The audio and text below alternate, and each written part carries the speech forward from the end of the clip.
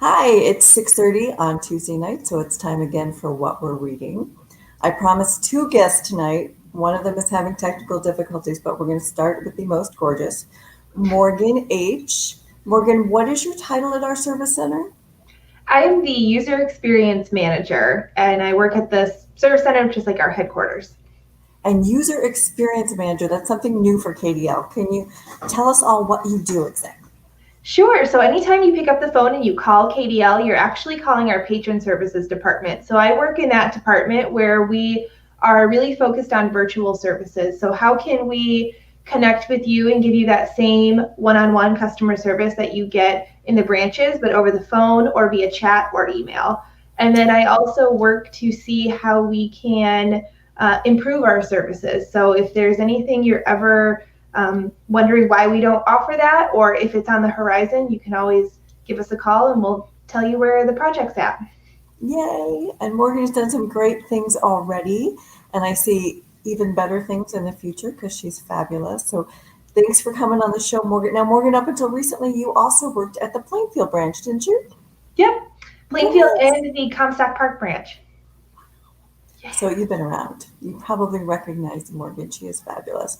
Now, Morgan reads something that I am terrible at recommending because she reads some self help books. And they are super popular. I mean, everyone is really trying to work on themselves these days and feel better inside and out. And people ask me at the library for recommendations.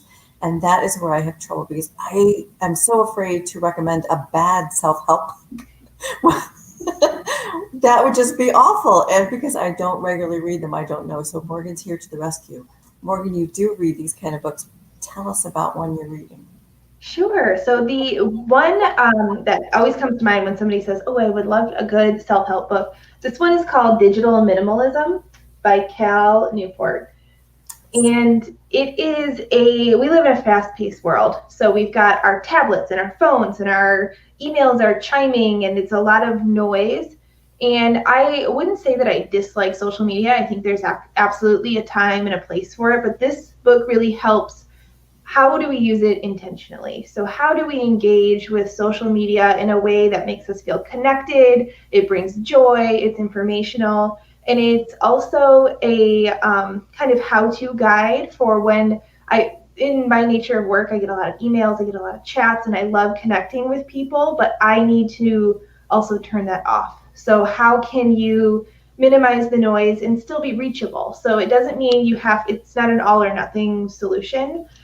It's just what works best for you. He's a little bit more extreme in his personal life than I am. I like to scroll through Instagram, but I have time constraints for that so that I don't spend my whole day scrolling through Instagram. And we have just been joined by Dave. Let's see if we can hear him. So hang on. All right. Dave! All right, it's working. Yes, we have Dave from the Cascade branch. And Dave, you just missed hearing about a book that Morgan's reading. Show us again, Morgan. It is Digital Minimalism by Cal Newport. All right. Have you read that one? Very interested. So does he talk a little bit, Morgan? Because what I do is I tend to look for affirmation on my Facebook page, which I know is a horrible thing to do.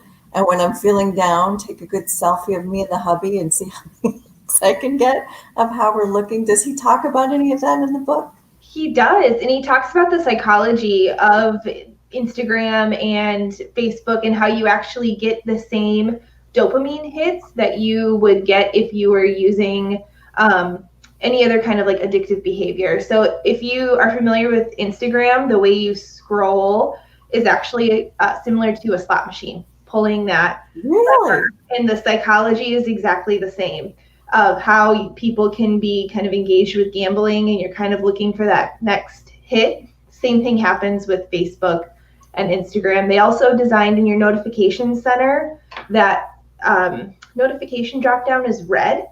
And that's very intentional because red elicits urgency, that you have to check your notifications at that moment. But I hear what you're saying about affirmations because I love to post pictures and then I love when people engage with the things I post, or if I post something and it doesn't feel like people are engaging with it, you start to play this game with yourself. Well, was it good enough? Should I have waited for a different time of day? And he really breaks down the psychology behind that. So I like to think of my Facebook and Instagram pages as more of like scrapbooks now. So I post things and they're really just for personal gain. Right. I'm heading there too. That's my goal. We're going to call that my goal. Once in a while, though, I just need a million people that I kind of sort of know to tell me happy birthday. It feels good. It feels great. One. It does. Now, Dave, you also read self-help, and we were talking about how I am terrible at recommending them and don't want to, recommend a bad one. So what have you got for us today? Oh, no, don't tell me we lost your sound again. Dave doesn't want to talk to us right now. We had your sound for a while, Dave, but we lost you again. So I'm going to shun you to the dark circle here and give you a minute to recoup. And we'll talk to Morgan some more. So, Morgan, you brought another book too. What'd you bring? I did. I brought one of my personal favorites. I recommend it to all of the women and men in my life. It's called Fed Up: Emotional Labor, Women in the Way Forward.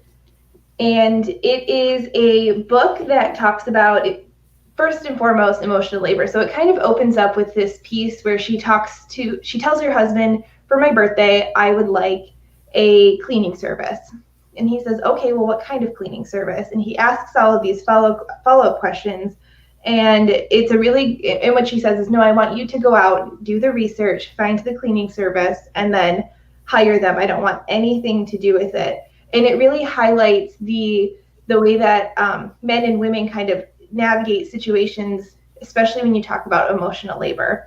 We find out in this book too about how the differences between how much you would pay a woman to do some of the like stay-at-home mom work is about equivalent to $100,000 a year. So if you had a chef preparing your food, somebody grocery shopping for you, and the book also talks about how women have higher expectations. So how we kind of expect them to react in a different way than we expect men. And the reason I recommend it to both men and women is because for men who are in a relationship with a woman or who just have women in their lives, it can really help you empathize with the way that there's quite an expectation put on, and there's a gap in the emotional kind of labor of women. So I love this book, and it also, for women who are reading it, has some great tips on how to not have your emotional labor exploited, either while you're at work or at home, how you can kind of help set some boundaries.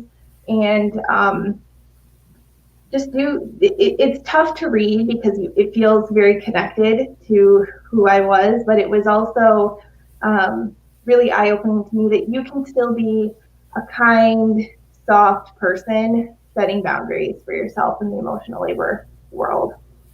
And I'm going to have an expectation here that we can hear Dave. I hope so. I think it was the headphones, so we're gonna hope for the best that was it. And now my internet will probably go out and we'll be there. But just from listening, Go ahead. I really liked the expectations that like the stay-at-home mom has, because my wife is currently staying home and she just feels so much pressure to have the house perfect, the kids, self-taught, and like everything working at this amazing machine. And that's just impossible to do. I think you can get away with some things sometimes, but I really appreciate that line. So I really liked that the author is bringing that out. I think that's a real timely book too, because don't you think that is even worse now with COVID? The expectations on the moms are to be the ones who are being the teachers too. I mean, add another 50 to 70K onto that 100K, I think, for these last 2 years for what women are expected to do at home. And a lot of them are forced to leave the workplace this year. because someone's got to stay home. But someone else I knew had read that, Morgan, and talked to me about that, and I really liked what they were saying in that I've had issues where, okay, you do the cooking tonight, and I'm told, okay, tell me what you want to eat, buy the stuff that it takes to make it, leave me instructions on how to do it, and then I'll cook. And just the fact that I did a lot of the labor there. And what kind of labor was he calling that? Is that Emotional labor. emotional labor? There's a really good portion in the book too where she talks about she asks her husband to wrap a gift. She says, I need you to wrap this. And so he wraps it, and then he leaves the wrapping paper out even though it has a place to go. And she says, why didn't you put the wrapping paper away? And he says, well, you didn't ask me to. You just asked me to wrap the gift. I thought there was a disconnect there. And she talks about how you and your partner can grow together when you say, my expectation isn't that I have to parent you or tell you to put things away when they're done, but that you actually put the wrapping paper back. And I'm sure people are laughing because they're like, oh, I've been through this. I've had this conversation. I've had this argument. And it's because we were raised, our society raises us differently. They have different expectations for men and women. So it's not just men's responsibility or women's responsibility. It's all of our responsibility to kind of relearn the rules. Yes. Even things out a bit. Okay, Mr. Dave, now that we have you in presence and we can hear you. All right. Probably my favorite self-help book that came out this year I just have a little printout, but it's By Yourself, The Effing Lilies. And it's by Tara Schuster. You're on my show first. The sound big.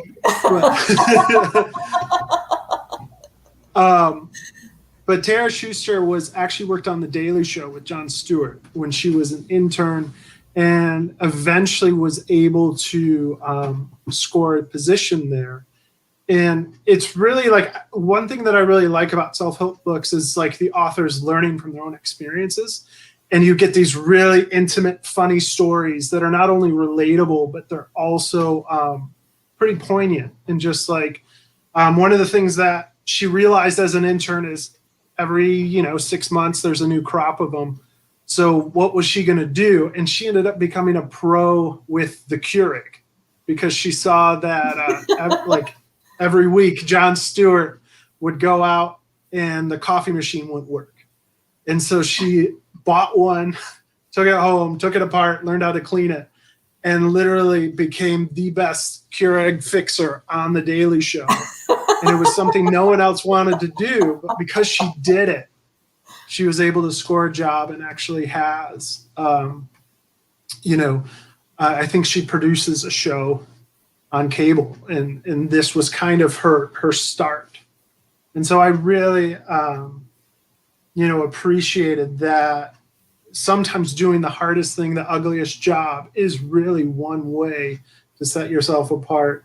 But it also goes down to other paths. But that was what really drew me in, was the fact that she worked on The Daily Show, because I love Jon Stewart.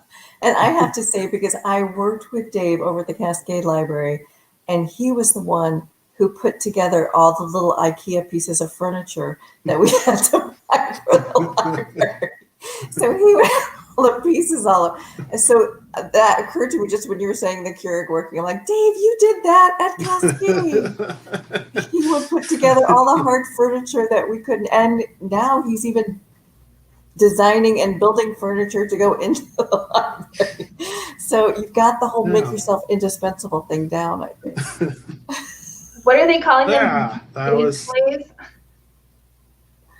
What was that, Morgan? Yeah, I need that much affirmation that I named them that. What did they call them? No, yeah, that was a librarian. Librarian Jared named them Dave Splays, much to my name. But So if you're in the So, Cascade Library, but check they've out been the great nice. new display tables or the Dave's Blaze. Yeah.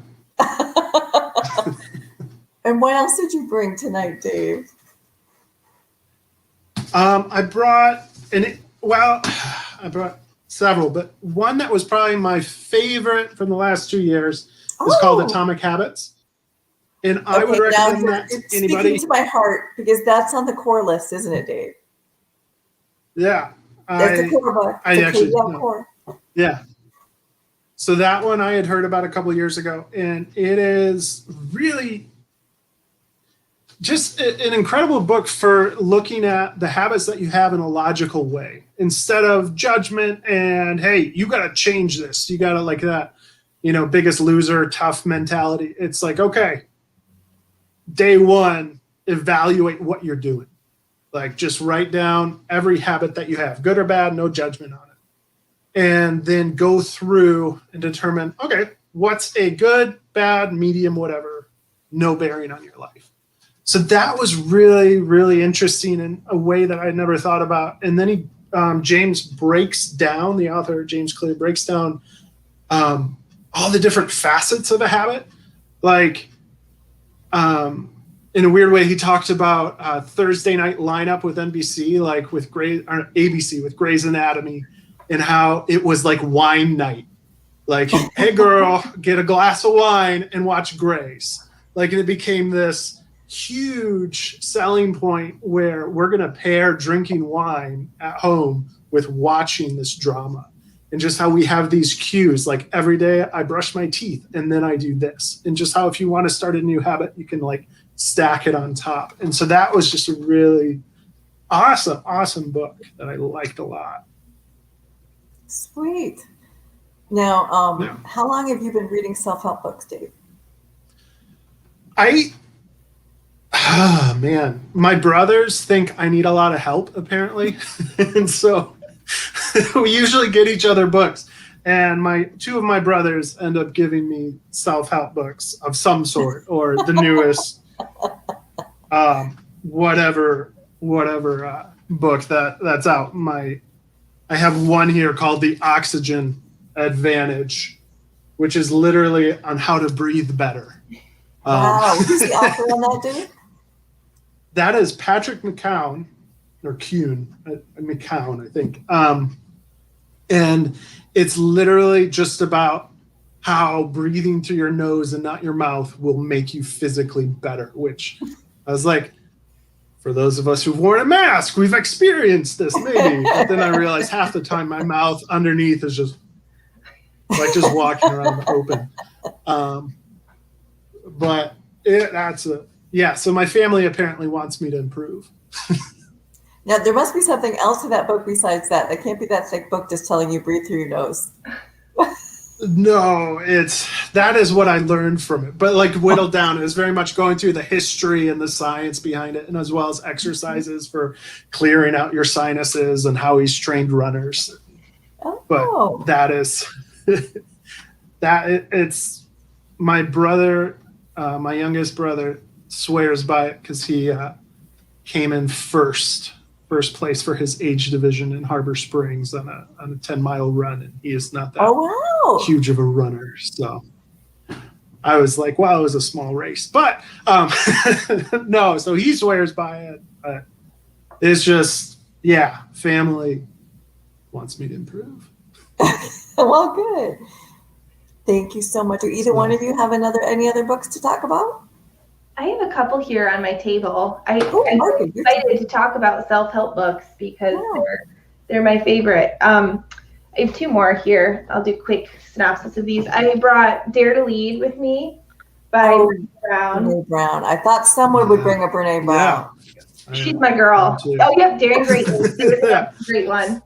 I love Brené Brown. I listen to her podcast, and she is self-help. I struggle with the word of it because it can feel a little like, well, I'm not broken. Well, we're all a little broken, but what am I trying to fix? In Brené Brown, her stuff is really, really approachable, and it doesn't feel self-helpy because it actually has psychology and data behind a lot of the things that she does. But her big thing in Dare to Lead is how we can lead as whole people with emotions. So before we dive into fixing a problem, we talk about how we feel about the problem. And a lot of times when you are arguing with somebody or finding a disconnect, especially in a workplace setting or any kind of professional setting, it's because you both have different emotions around the topic. So maybe somebody's tried this before and they failed, and so they have fear of failure, or maybe somebody's frustrated with the way that the information's coming out. So if you can kind of get ahead of that stuff before you actually try to solve the problem, that's what this book talks about. And then the other one I brought was The Big Leap, which I love. It talks about how we are our own worst enemies and we limit ourselves. So in the book, he talks about how we can say, okay, well, I'll never make it to X, and you probably will never make it to whatever your goal is, if that's your belief. And believing in kind of abundance, and you manifest your own life. So whatever, you take it into your hands and you do your best with what you've got. We're making it up as we go.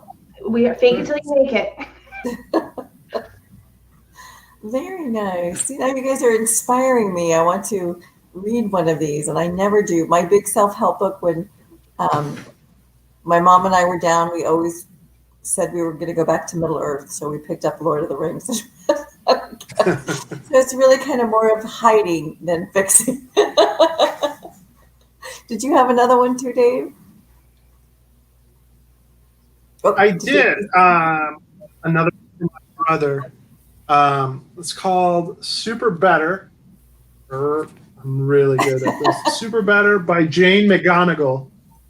And it is, the premise is basically, with every problem, every challenge you have, what if you approached it like basically Dungeons and Dragons? You wouldn't just go out alone. You would actually find partners to help you with whatever problem you have, like collecting your squad, basically. And it was really just talking about how when you transform and you look at your problems as if it's a game, instead of this personal mountain that you'll never accomplish, and you look at it like, okay, if this was a video game or a board game, what would be the strategies that I use?